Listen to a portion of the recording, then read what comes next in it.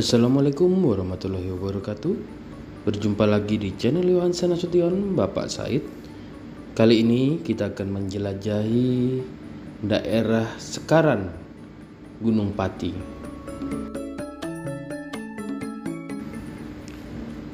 Asal-usul dari desa Sekaran tidak lepas dari peran Kiai Suko dan Nyai Tanjung, atau lebih dikenal dengan Kiai Sekar dan Nyai Sekar.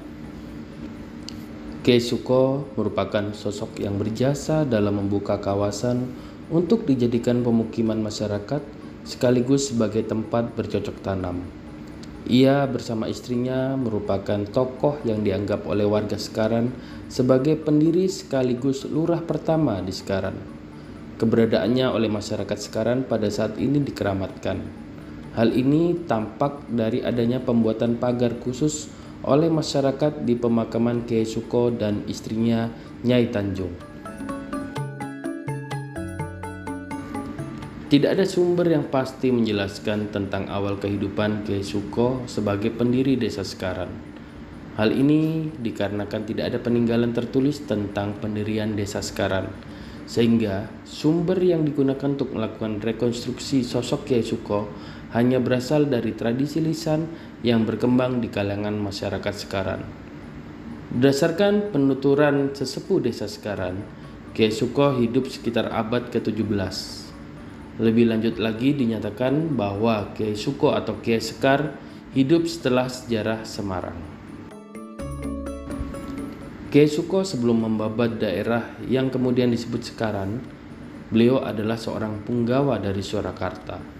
Namun demikian, ketika ditelusuri lebih mendalam, tidak diketahui apa jabatan yang diampu oleh beliau dalam struktur birokrasi.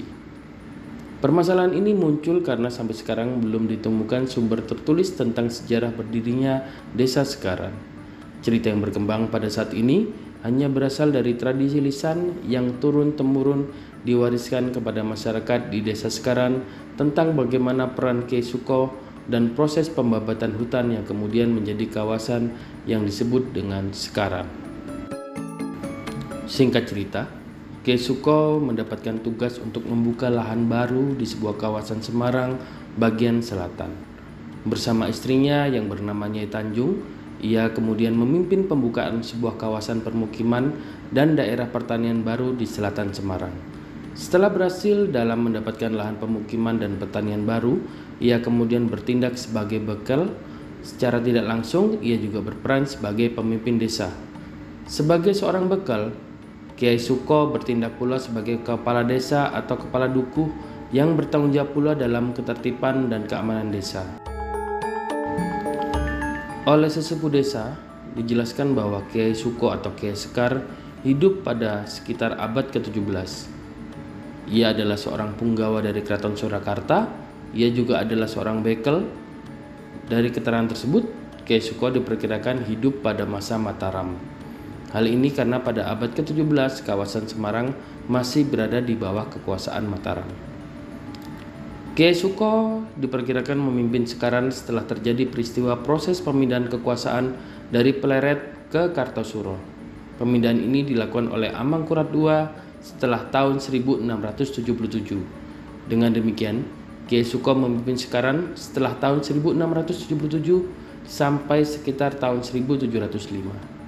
Batas tahun 1677 adalah ketika kekuasaan telah berpindah di Kartosuro, dan pada tahun 1705 Susuhunan Pakubuwono I menyerahkan Semarang kepada VOC sebagai bagian dari perjanjiannya karena telah dibantu untuk merebut Kartosuro.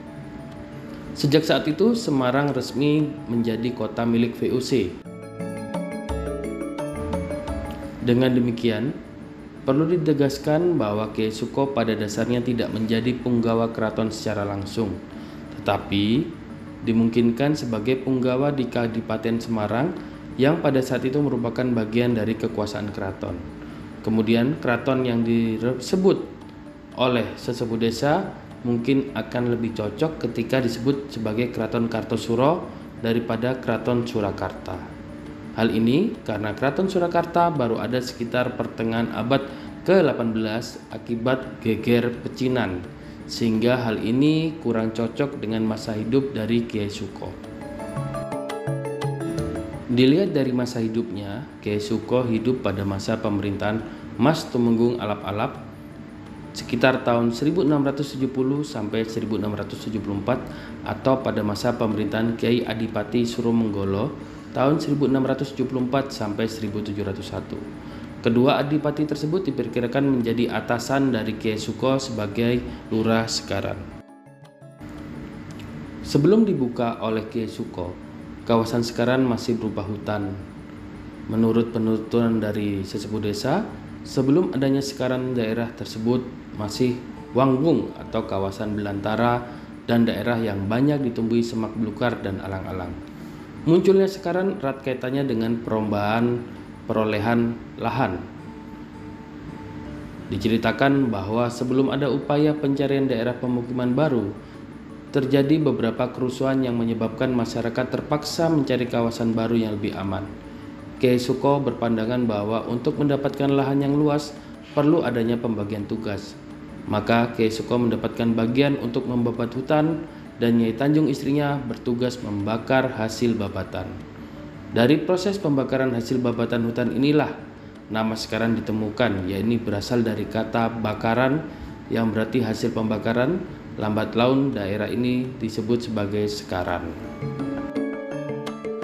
Semoga kisah dari Kiai Suko dan Nyai Tanjung dapat menambah iman dan ketakwaan kita kepada Allah Subhanahu wa taala.